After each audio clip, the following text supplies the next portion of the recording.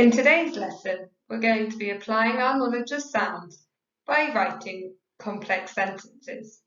These are sentences that have a subordinate clause and a main clause. Let's remind ourselves what a clause is. A clause is a group of words that include a subject and a verb. There are two types of clauses, an independent clause, which can also be called a main clause, and a subordinate clause. The independent clause makes sense on its own because it's a complete thought.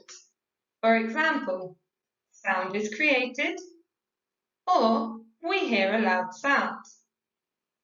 A subordinate clause supports the independent clause.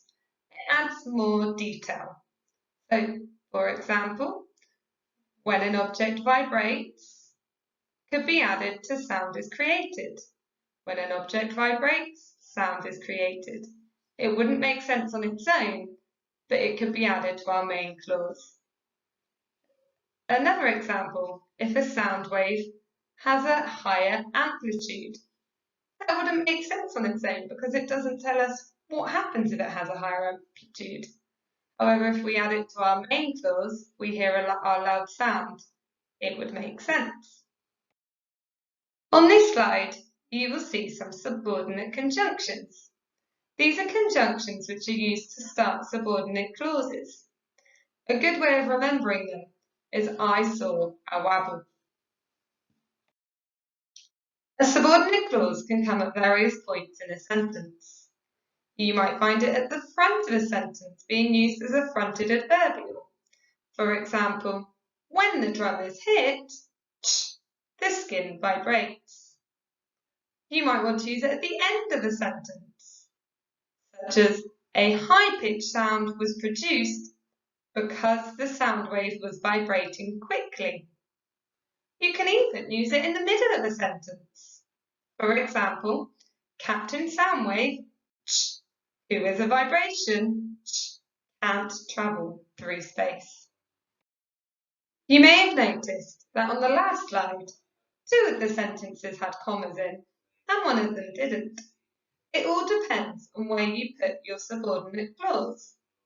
If you put your subordinate clause at the beginning of a sentence, such as when the string was plucked, a loud sound was produced, you need a comma.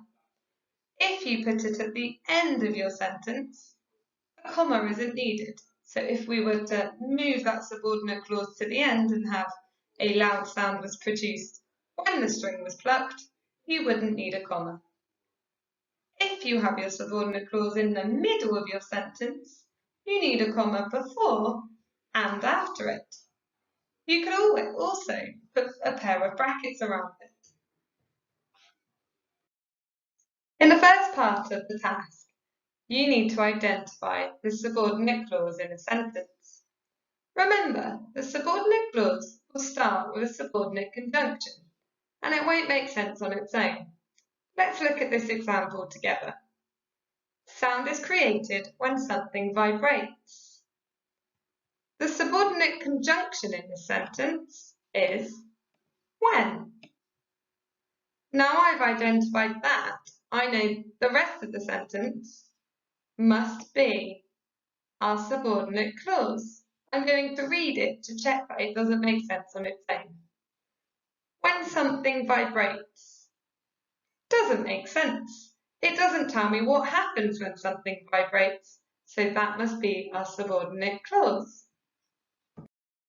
The second part of this task requires you to add a subordinate clause to a main clause.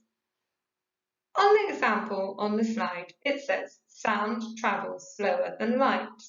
That is our main clause. It makes sense on its own.